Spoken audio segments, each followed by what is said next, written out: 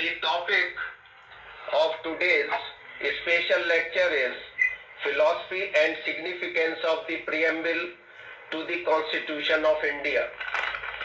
Broadly, the topic may be divided into three parts.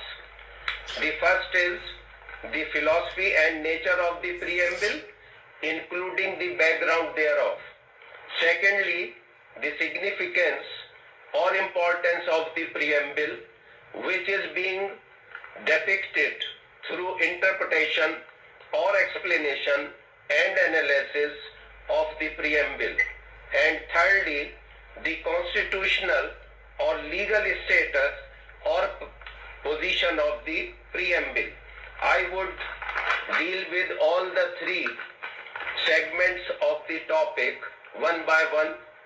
First, I start with the philosophy and nature, including the background of the preamble. At the very beginning, I would like to request the participant, either they should have in mind the specific wording, the text of the Constitution of India preamble, or they may keep before them some bare act or book where they can have a glance on the Constitution of India, the preamble of the Constitution of India. Now, I start with the first part of the presentation or lecture, the philosophy and nature, including the background of preamble. In general sense, preamble of any act may be defined as introductory statement or part of a statute or act. It is also termed as preface of the act. The origin of the word is from Latin word preambulus, which is made up of two words, pre and ambulus. Pre means before, ambulus means walk. Generally, it was used to have preliminary statement before the actual speech or main speech of the speakers.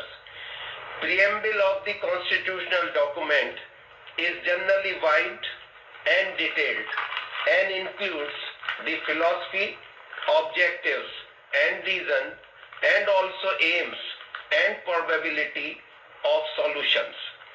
It tells about the source of the authority which made the Constitution.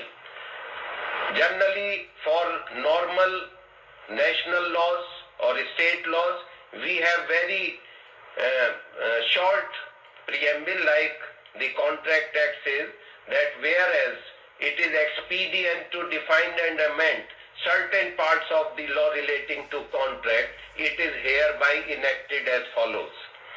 Likewise, the preamble of the Code of Criminal Procedure says that whereas it is expedient to consolidate and define certain parts of criminal law, criminal procedure, it is hereby enacted as follows. But the constitutional documents have a very authentic and very explanatory preamble to the main constitutional document. For example, the UN Charter, which was adopted in 1945, the Universal Declaration of Human Rights, the two covenants, one on social, economic and cultural right, the other on civil and political right, adopted in 1966, and also the US Constitution. They are having a very explanatory preamble in themselves. Now, the origin of the preamble as well as the Constitution started with the Constituent Assembly. Originally, the Constituent Assembly was constituted under the Cabinet Mission Plan of 1946 on 16th May. Originally, it had 389 members. Out of them, 292 were from the states or provinces and 93 from princely states. 4 members were representative or nomination of the chief commissioners, provinces of Delhi, Ajmer, Coorg and British Baluchistan. This Constituent Assembly had 9 women members also. Later on, because it was constituted in 1946 before the partition, when the partition of India was declared by Lord Mountbatten on June 3, 1947, the Constituent Assembly was reconstituted for India with 299 members, out of them 229 from provinces and 70 from princely states. The first meeting of the Constituent Assembly was held on 9 December 1946. The preamble was introduced in the form of objective resolution or the statement of object on 13th December 1946 by Pandit Jawaharlal Nehru, the then head of the interim government. Preamble, there is a specific characteristic or fact about the preamble, that preamble was the first to be introduced in the Constituent Assembly, and it was the last passed by the Constituent Assembly, because it has been introduced as an objective clause, so which is in all statutes or act. The statement of object or objective clause is to be introduced before everything else. So the drafting committee was formed on 29th August 1947 with the chairman Dr. B.R. Ambedkar and total 7 members. Then I come to the nature of preamble. It is, as I said, it is an introductory part and consists of the object and reasons or objectives to be attained. About the nature and importance, eminent members of the Constituent Assembly said, I quote, Dr. B.R. Ambedkar said that preamble is the heart and soul of the Constitution. Shri K.M. Munshi, member of Constituent Assembly, said that it is the political horoscope of the Constitution. Thakur Das Bhargav, again a member of Constituent Assembly, said that it is the soul of the Constitution. Later on, the great advocate and author and also diplomat Nani A. Palkiwala said that it is identity card of the Constitution.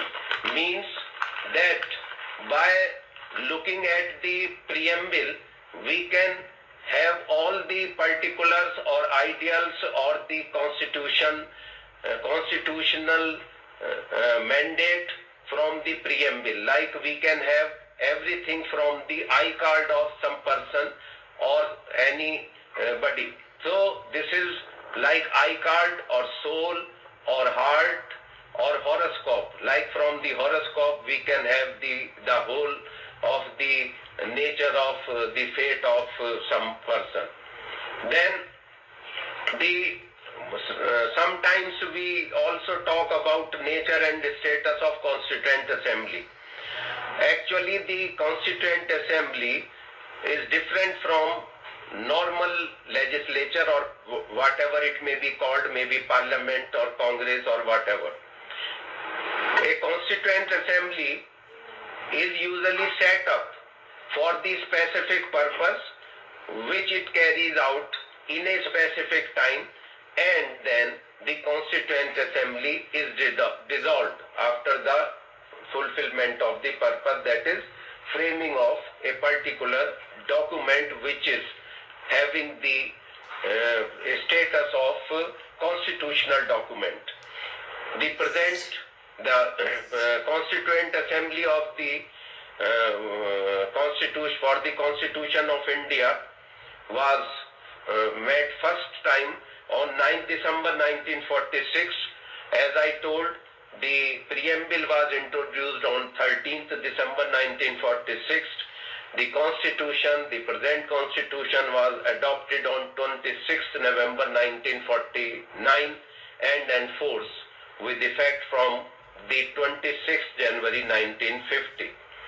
The duration of the Constituent Assembly was 2 years, 11 months and 18 days, from 9 December to 26th November 1949. M.N. Roy, a great thinker, for the first time in 1934 put forth the idea of an Indian Constituent Assembly for the framing of the Constitution of India. For and according to Indians, M.N. Roy was a pioneer of the communist movement in India and an advocate of radical democracy, or what we call radical humanism. Now I come to the main part of my submission, that is second part, which is related with the interpretation, analysis or explanation of the preamble. I would try to explain the various concepts used or depicted in the Constitution with the analysis of the word, and would try to have the actual spirit or soul of the Constitution makers behind these words. It is very important to note that the preamble is given in a form that few words are given in capitals and in broad, in a big manner. The others are given in small letters. So it also, when we interpret some statute, it is also important that what is the format of the written material on that subject. So I start with we, the people of India. These 5 words are given in capital letters. And we the people has been borrowed from the preamble of United States, which was adopted way back in 1787. America or USA got independent in 1776, and the Constitution of the Federation of US was adopted on 19th November 1787. Then in the last sentence, in between, they have assured and declared that some of the various aspects, concepts which we have to enshrine in the Constitution and we have to achieve, in last sentence, which is also in capital letters, hereby adopt, enact and give to ourselves this Constitution. So we the people of India hereby adopt, enact and give to ourselves this Constitution. This I would like to explain. We the people. The first thing is, we is related with people. There is no difference between we and people. The people, like when we technically or officially or legally, we state that I, Satya Prakash, not directly, neither I nor Satya Prakash only. So we the people is same thing of India. First I would like to explain about the people. What is the concept, meaning and explanation of people? People means not only citizens, but all human beings residing in India and having allegiance with India. Because one reason is that till then there was no law relating to citizenship, and also because the Constitution not only deals or protects the rights and interests of the citizens, including the fundamental rights, but all the person, that is non-citizens also. Most of the fundamental rights, except few, relate to persons also.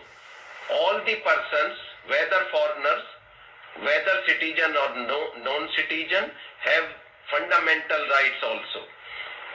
And not only initially, but even today, we the people includes the non-citizens also, and any amendment in the constitution or any law made thereunder should not be against the interest of non-citizens also, unless and until it clashes with the interest of the citizens. Though the present day government, that is legislature, is elected by the citizens, but the government governs all the individuals, that is persons, including not only the non-citizens but non-human beings also, that is legal persons or artificial persons also, like corporations, companies, societies and other entities which are being recognized as legal person by law. The second point in the wordings of constitution is having solemnly resolved. Here we have two words, solemnly and resolved. Resolved or having a resolution means determination or commitment. The resolution undertaken or declaration by the Constituent Assembly from the people of India was not a simple resolution. The people of India did not simply resolve, but they resolved solemnly. It is solemn, serious promise. Solemn means generally solemnity is related with moral values, serious promise, pious values, gravity and seriousness of the promise. So the resolution is solemn. The solemn resolution by we the people of India is like an oath or affirmation or affidavit, that is a statement on or resolution, determination or declaration or commitment on oath undertaken by the people of India. Today also they are bound by that promise to themselves and they have to fulfill that promise. So today also this is the responsibility of the people of India to implement the preamble in words and spirit, because the people of India resolved to constitute India in such a manner which is given in the preamble. So still the present, though now none of the person who were members of the Constituent Assembly may be living, but even the today's people of India are under a responsibility to honor and implement the Constitution of India, because they have been the source of the Constitution of India as well as the implementer of the Constitution of India. So they must try to affirm and achieve all the directives or objectives framed in the preamble as well as in the Constitution in a good faith and with bona fide intention. The other line is to constitute India. The people of India resolved to constitute India. It means that they resolved to constitute India into a new form, which was not existent till then. India was not an independent country till then, not a republic, not a sovereign. So the people of India resolved to constitute India in a new fashion, in a new status. What is that? Sovereign, socialist, secular, democratic republic. Initially, it was sovereign, democratic republic.